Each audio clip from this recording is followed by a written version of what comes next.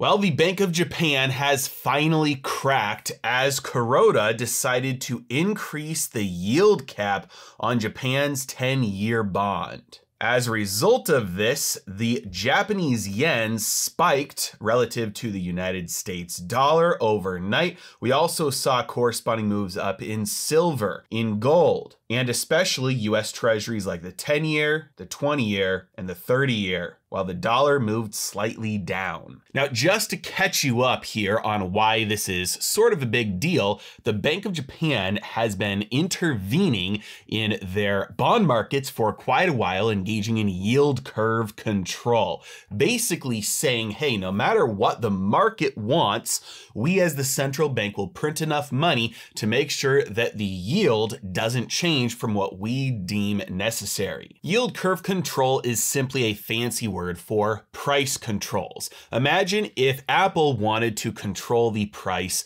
of used iPhones. One thing they could do is they could say, we'll buy any used iPhone for $2,000. Suddenly, you as a buyer of a used iPhone wouldn't be able to buy one on eBay for $500 or $600 because that seller would, instead of selling it to you for $500 or $600, they would turn around and sell it to Apple for $2,000. And this is exactly what happens with bonds when there is an entity with a money printer that says we will buy any and all quantity necessary to make sure the price stays at a specific price. You actually incentivize sellers, and those sales end up going to the central bank because nobody wants to pay more than the central bank is paying. Now, if you're wondering how this works with bonds, a bond is simply a debt instrument. So if I borrow $100 from you, and let's say I owe you $101 back, that means that I'm paying 1%. Easy, right? But you could sell that debt because now there's a contract that exists that says I owe you $101. That's the total amount I'm going to pay you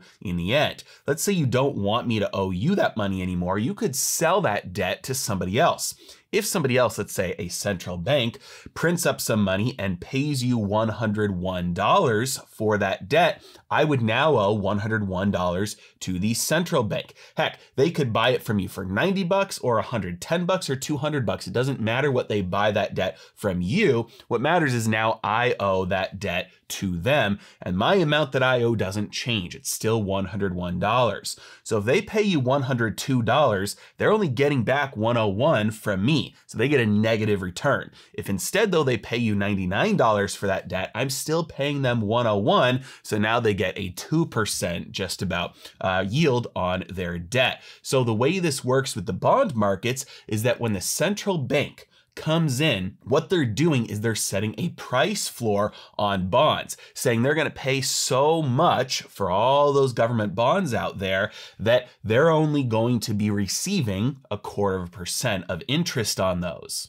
And the market knows that those bonds are actually worth a lot less. If the central bank wasn't buying those, then they'd be selling at a much lower price, meaning the yield would be a lot higher because the borrower still pays back the exact same amount no matter what. And the Bank of Japan has been engaging in this yield curve control, these price controls for government bonds for a very long time. They've been saying, hey, no matter what, we're going to buy enough of these so that the government only has to pay between 0 and 0.25% on their debt. They have just broken that and now will allow the 10-year bond to rise to around 0.5%, which is double the previous limit of 0.25%. So what this means now is that would be like Apple, who is buying iPhones at $2,000. Now they're saying they're only going to buy iPhones for up to $1,800. So anybody else is able to, if they want, to pay more than $1,800. But if there's any available, Apple would buy them at $1,800. So the Bank of Japan here is saying, hey, we used to buy bonds at a minimum price of this.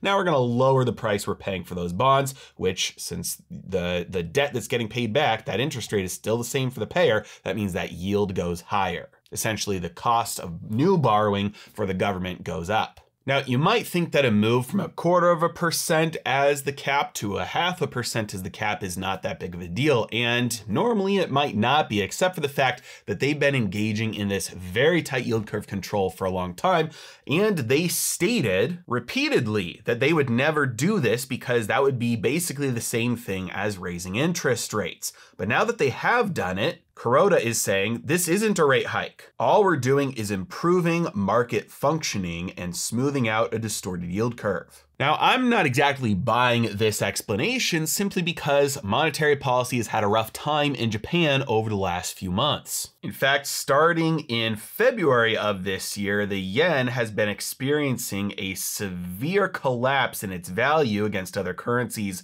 like the dollar, and the Bank of Japan has had to intervene multiple times to try and stop the yen from collapsing. Because in order to make sure that those bond yields wouldn't exceed their cap, they had to buy those bonds. And the way they buy those bonds is by printing more yen, which puts downward pressure on the yen. Now, the way they've had to intervene then has been selling foreign currency reserves. And so they've had to sell other bonds like US Treasuries probably and other foreign reserves in order to be able to buy back some yen to stop this collapse in the yen taking place. But you can only bend the laws of money so far before it snaps back and punches you in the face, and it looks like they are starting to slowly realize that, as they could not continue on the path they were on unless they wanted to completely surrender the yen's purchasing power to a point of never being able to recover it. As a result of this surprise decision, we are seeing market speculation that an abrupt end for yield curve control